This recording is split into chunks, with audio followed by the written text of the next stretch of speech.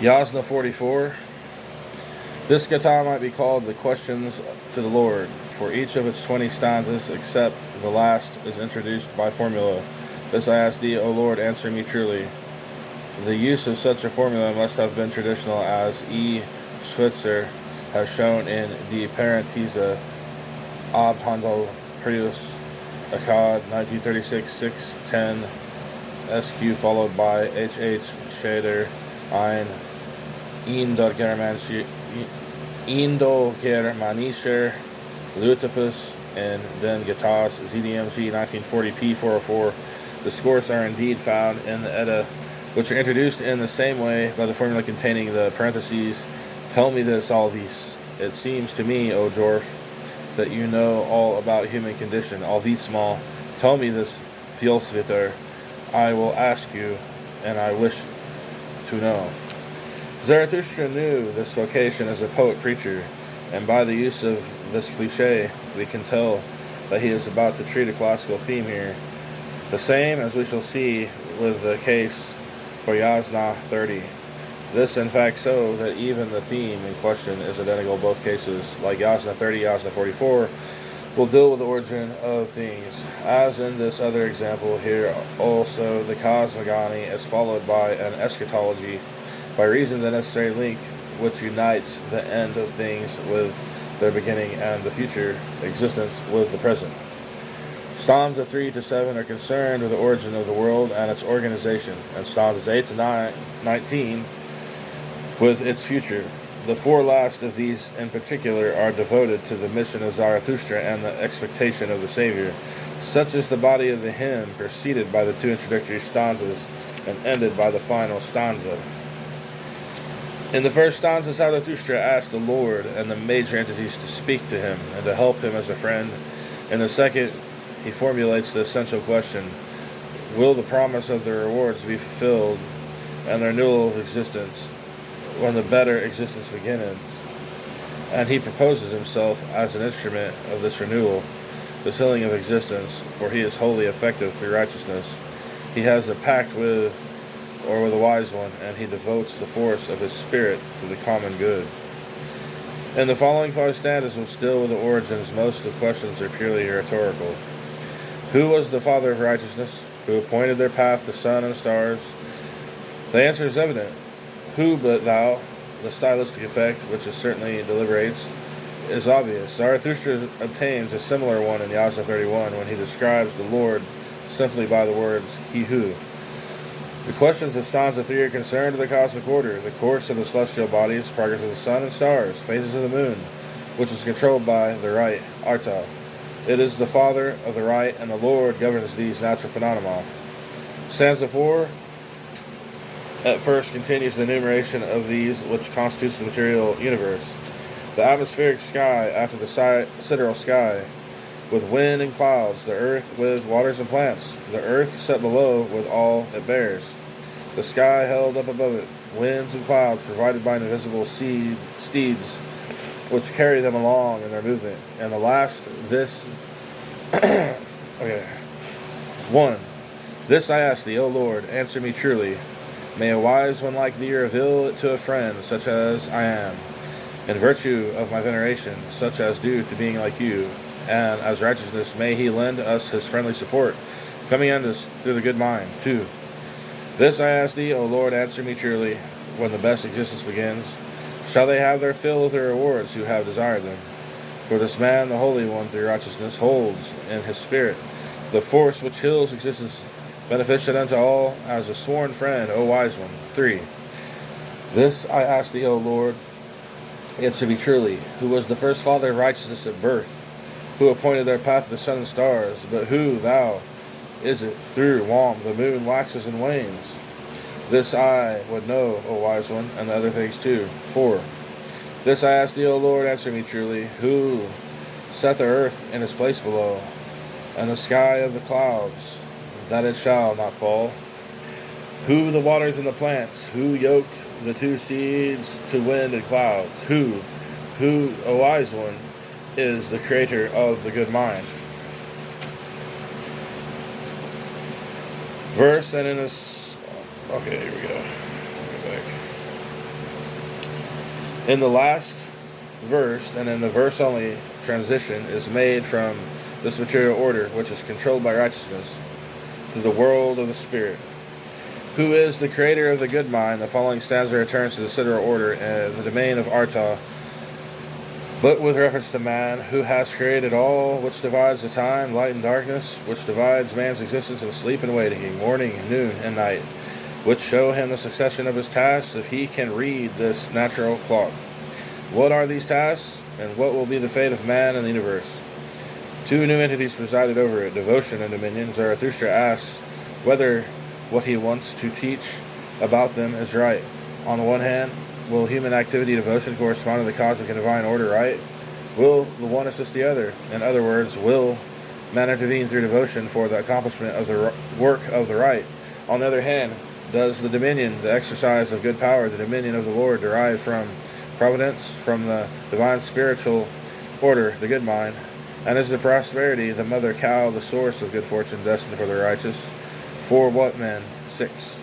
Stanza 7 also deals with these two new entities which are close to man, devotion and dominion. Their respective links with right and good mind have just been mentioned now. Their mutual relations are being discussed, who created them, in harmony with each other. The harmony, this sacred union, is translated to an example. Who as Zarathustra brought soul and mind to the relations which depend on social authority and are therefore of dominion. O Son and Father, reverential in his soul, independence on devotion. 5. This I ask of thee, O Lord, answer me truly.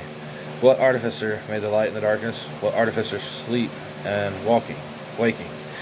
Who made morning, noon, and night to remind the wise man of his task? 6. This I ask thee, O Lord, answer me truly.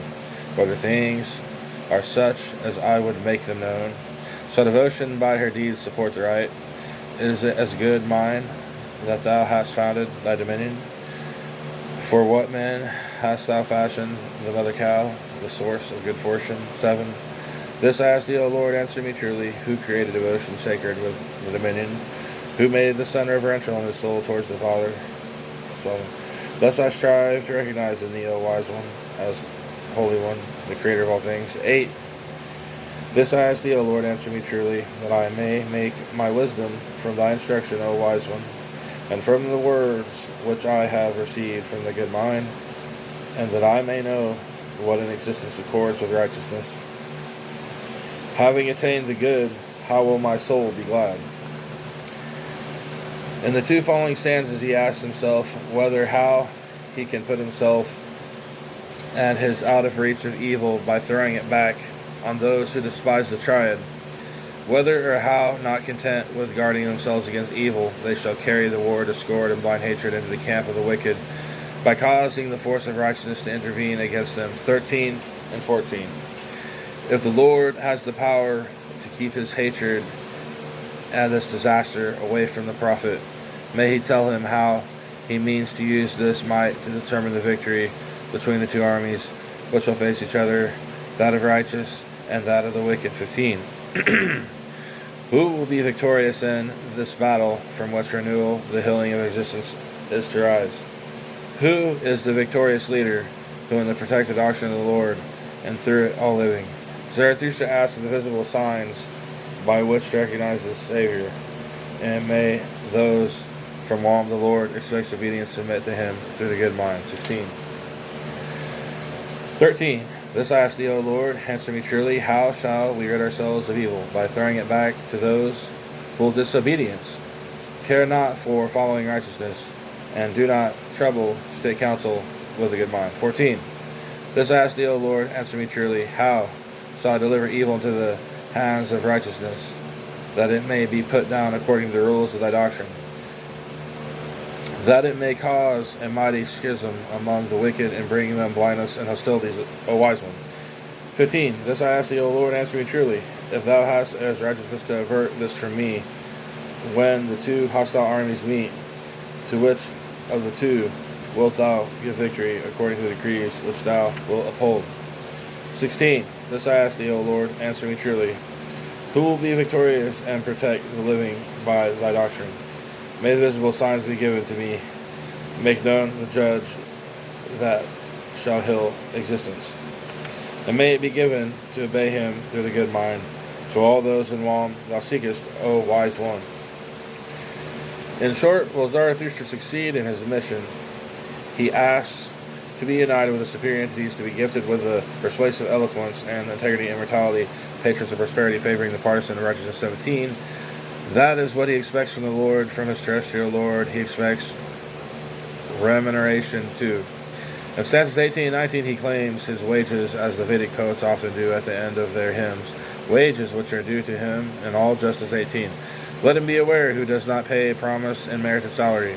He will be punished for it in the end, perhaps even at once. 19.